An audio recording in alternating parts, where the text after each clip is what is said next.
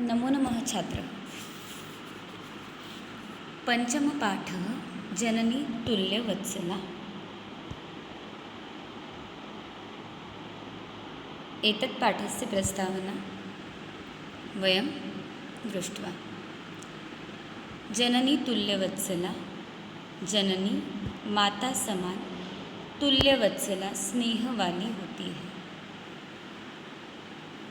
माता समान स्नेह वाली होती है। कौन होती है, क्या है, ये सब बातें हमने कल पाठ की प्रस्तावना में देखी है। सुरभि नाम की एक गोमाता और इंद्र, इनका संवाद यहाँ इस पाठ में आया है और उसका आधार महाभारत का वन पर्व है, जिसमें व्यास मुनि ने धृतराष्ट्र से कुछ बातें बताई है। जब 64 या दूध खेला गया, तब पांडव और कौरवों के बीच जो बात हुई, तब धृतराष्ट्र ने पांडव और कौरव दोनों के साथ समान व्यवहार रखना चाहिए। यह बात बताने के लिए यहाँ व्यास मुनि ने इंद्र और सुरभि, इनका संवाद बताया है।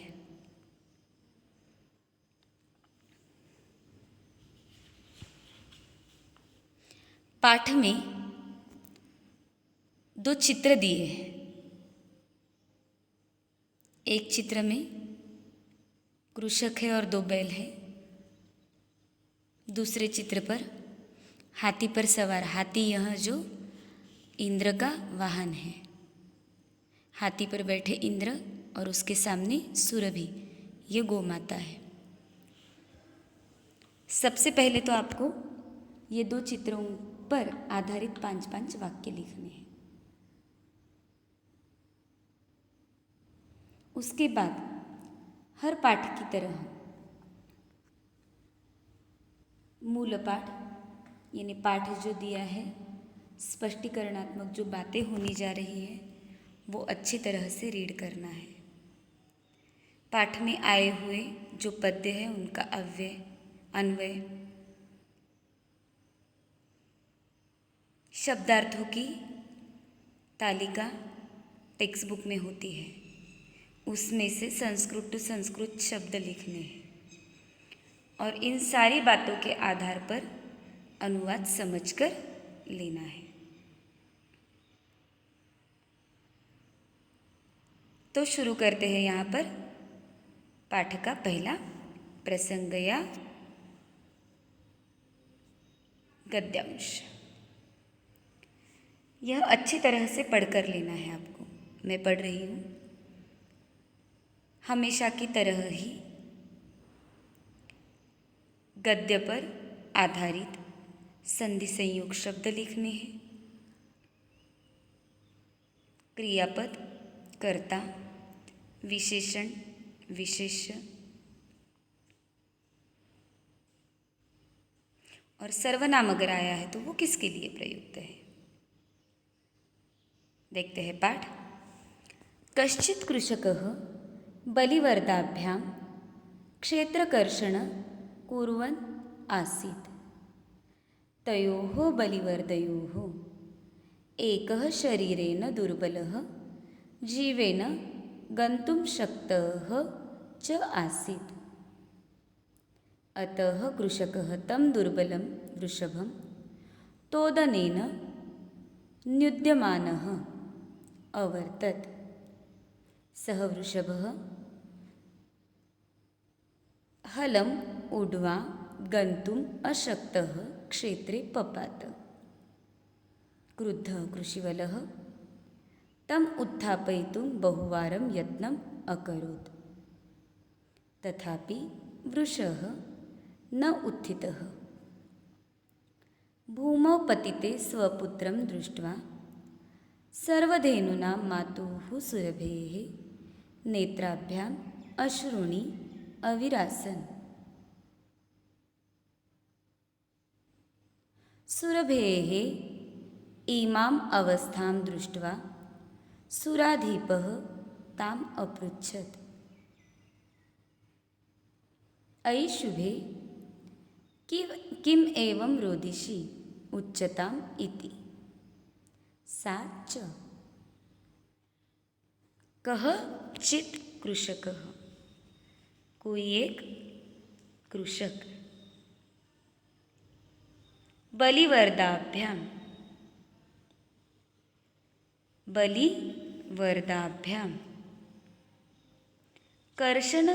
क्षेत्रकर्षण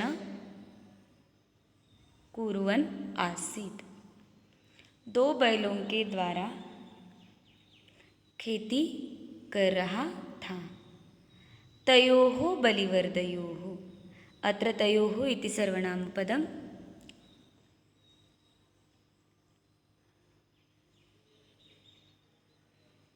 काभ्यां कृते प्रयुक्तम्। तयोः बलिवर्दयोः एकः शरीरेण दुर्बलः, उन दोनों में एक शरीर से दुर्बल था। जवेन गंतुम अशक्तम आसीत, वो जो काम है वो करने के लिए वो अशक्त था। अतः कृषकः तं दुर्बलं वृषभं तोदनेन नुद्यमानः अवर्तत। तोदनेन कष्ट देने से, अतः कृषकः इसलिए वह कृषक, तं दुर्बलं वृषभम्, अत्र विशेषणपदं किमस्ति। तमिति सर्वनामपदं कस्मै प्रयुक्तम्। नुद्यमान हाका जाता हुआ यानी ढकेलता हुआ। कृषकः तं दुर्बलं वृषभं तोदनेन नुद्यमानः अवर्तत। कृषक क्या कर रहा था, वो जो दुर्बल बैल था उसे ढकल रहा था, आगे लेकर जा रहा था। सह वृषभः, अत्र वृषभः एते समानार्थकपदानि। सः वृषभः हलम उढ्वा गंतुम अशक्तः क्षेत्रे पपात। वो अशक्त जो बैल है, जो हल नांगर नहीं लेके जाता, वो हल नहीं उठाया जाता, जिससे वो क्षेत्रे पपात खेत में गिर गया। क्रुद्धः कृषिवलः, अत्र क्रुद्धः इति पदं कस्मै प्रयुक्तम्। क्रुद्धः कृषिवलः तम् उत्थाय, तम् इति सर्वनामपदं कस्मै प्रयुक्तम्। तम् उत्थापयितुं बहुवारं यत्नम् अकरोत्। उस अशक्त बैल को उठाने के लिए बहुत बार उसने प्रयत्न किए। तथापि वृषः न उत्थितः। वृष इत्यपि वृषभस्य समानार्थकपदमस्ति। न उत्थितः, फिर भी वो बैल उठा नहीं। भूमौ पतिते, भूमि पर गिरे। स्वपुत्रं दृष्ट्वा, खुद के पुत्र को देखकर। सर्वधेनूनां मातुः, सारी धेनुओं की माता। सुरभेः, सुरभि के। नेत्राभ्याम अश्रूणि आविरासन, आँखों से पानी बहने लगा। सुरभेः इमाम् अवस्थां दृष्ट्वा, अत्र इमाम् इति सर्वनामपदं कस्य कृते प्रयुक्तम्। इमाम अवस्थां दृष्ट्वा, सुरभि की इस तरह की अवस्था देखकर। सुराधीपः इंद्रः ताम अपृच्छत। ताम इति सर्वनामपदं कस्य प्रयुक्तम्। उस सुराधीप ने, इंद्र ने सुरभि से पूछा, अयि शुभे, हे कल्याणकारिणी, किमेव रोदिषि, तुम क्यों रो रही हो। उच्चताम इति, मुझे बताओ यह। साच, और वो। अत्र सा इति सर्वनामपदं कस्मै प्रयुक्तम्। आगे देखते हैं। विनिपातः नवः कःचित् दृश्यते त्रिदशाधिपः। अहं तु पुत्रं शोचामि, तेन रोदिमि कौशिकः। अत्र कौशिक इति पदं, तथा च त्रिदशाधिपः इति पदम् अपि इन्द्राय प्रयुक्तम्। विनिपातः न वः कश्चित्। विनिपातः विनाश। अन्वय देखिए, वह विनिपातो कश्चित् त्रिदशाधिपः न दृश्यते। अहं तु पुत्रं शोचामि। शोचामि दुःखकरणा। कौशिकः तेन रोदामि। वह वह मह हम सब, हमारा, विनिपातः विनाश, कश्चित् त्रिदशाधिप न दृश्यते। त्रिदशाधिप को, इंद्र को हमारा विनाश नहीं दिखाई देता। अहम तो पुत्रम शोचामि, मैं मेरे पुत्र के लिए दुख कर रही हूँ। कौशिकः तेन रोदामि, और उसके लिए ही मैं रो रही हूँ। अत्र कति क्रियापदानि आगतानि। शोचामि इति क्रियापदस्य कर्तृपदं किमस्ति? कश्चित् सन्धिच्छेदं लिखत। तेन इति सर्वनामपदम् अत्र कस्य कृते प्रयुक्तम्?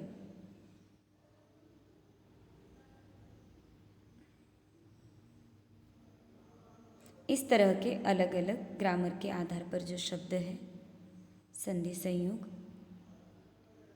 विशेषण विशेष्य, कर्ता क्रियापद, ये सारी बातें लिखनी है।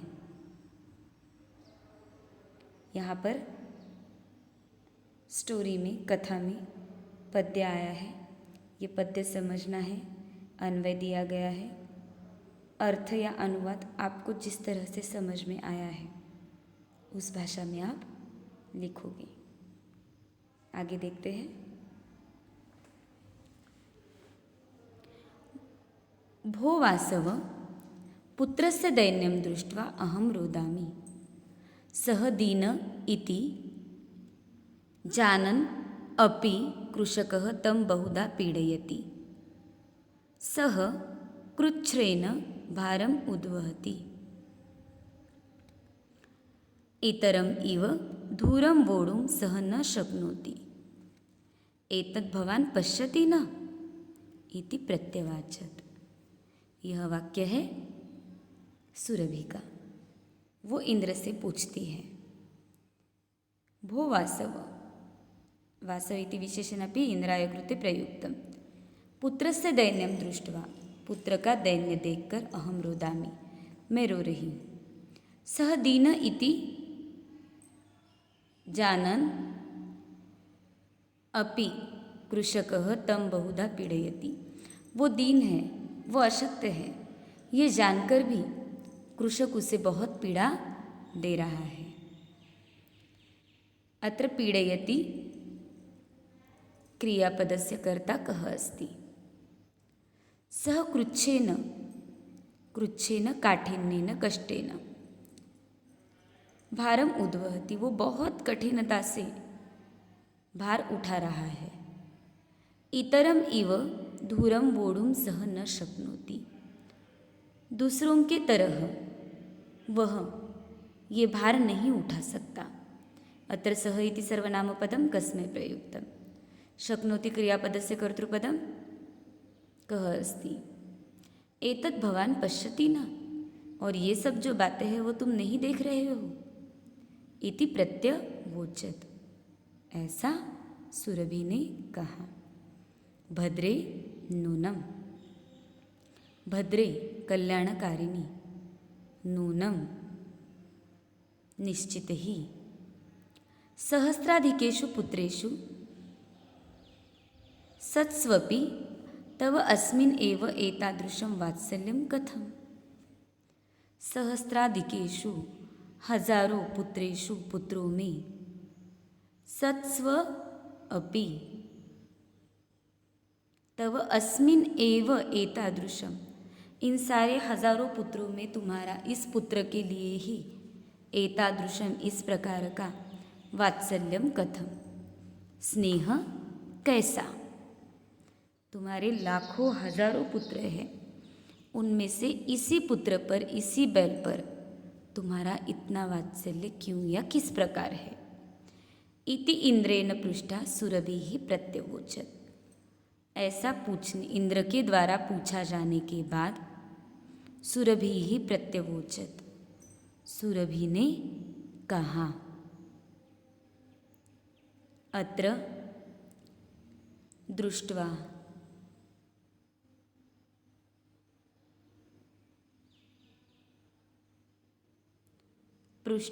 पृष्ठा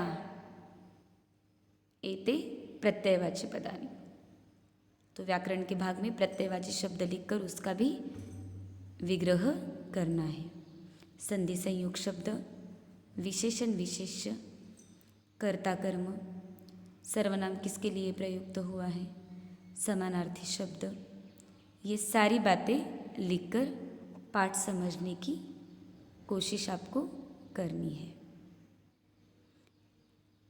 इंद्र ने सुरभि को सवाल पूछा, यहाँ पर हम रुक रहे हैं। कल की तासिका में आगे की कथा देखते हैं। धन्यवाद।